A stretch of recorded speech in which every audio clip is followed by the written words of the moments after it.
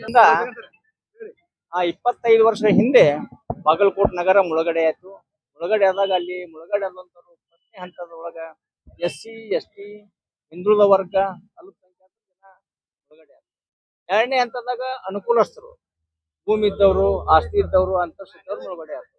ಮುಳುಗಡೆ ಆಗಿ ಇವತ್ತು ನಾವ್ ಎಲ್ಲಾರು ಏನಿದ್ವಿ ಅಂದ್ರ ತಗಡಿ ಶೆಡ್ನ್ಯಾಗ ವಾಸಿದ್ವಿ. ಅವತ್ತಿನಿಂದ ಇವತ್ತುವರೆಗೆ ಅರ್ಜಿ ಹಂಗದವಲ್ಲಿ BTD ಯಾಕೆ 20 ವರ್ಷಗಳಿಂದ ಅಲ್ಲಿ ಒಂದು ಹುದ್ದೆ ಒಳಗದಾರ. ಇವತ್ತ BTD ಅಧ್ಯಕ್ಷ ಆಗ್ಯಾರ. ಇವತ್ತು BTD ಅಧ್ಯಕ್ಷ ಮಾಡಿದವ್ರು ಯಾರು?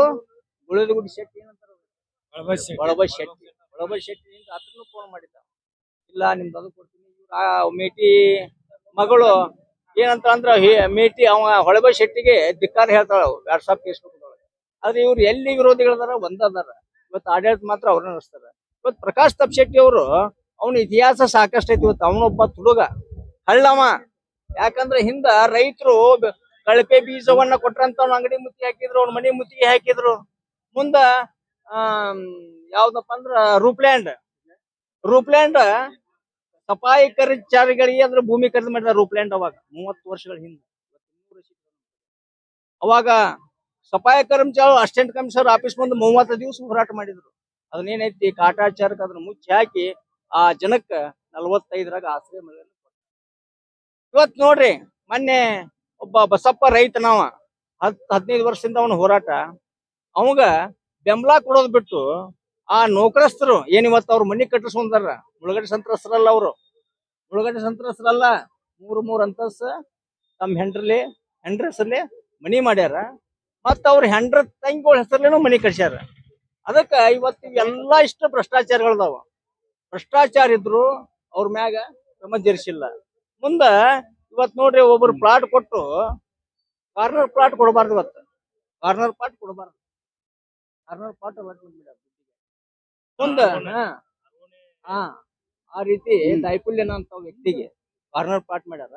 ಮುಂದ ಕೆಲವು ಸಂಘ ಸಂಸ್ಥೆಗಳು ಏನಪ್ಪಾ ಅಂದ್ರ ನಮ್ಮ ಸಂಘಕ್ಕೆ 5 ದಿನ ಜಾಗ ಕೊಡ್ರಿ ಅಂತ 7 ಗುಂಟೆ ಜಾಗ ತಗೊಂಡ್ರು. ಸಂಘ ರಿಜಿಸ್ಟ್ರೇಷನ್ ಇಲ್ಲ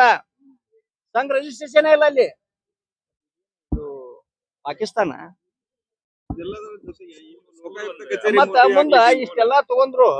ನಾವ್ 1 ವರ್ಷದಿಂದ ಲೋಕಾಯುಕ್ತರಿಗೆ ಏನಪ್ಪಾ ಸಫಾಯಿ ಕರ್ಮಚಾರಿಗಿರುವಂತ ಸೆಕ್ಟರ್ ನಂಬರ್ 72 ಅಲ್ಲಿ ಮುರಾಜಿ ಸ್ಕೂಲ್ ಐತಿ. ಅದ್ರ ಮಗ್ಲ ಇದು ಶೆಟ್ಟರ್ ಯಾವ ಶೆಟ್ಟಿ ಗುಳಗುಡ್ಡ ಹೊಳಬ ಶೆಟ್ಟಿ. ಆ ಹೊಳಬ ಶೆಟ್ಟಿ ಹೆಸರಲ್ಲಿ ಅದನ್ನ ಕೊಟ್ರು. ಅವಾಗ ಅದನ್ನ ಯಾಕೆ ಕೊಟ್ರಿ?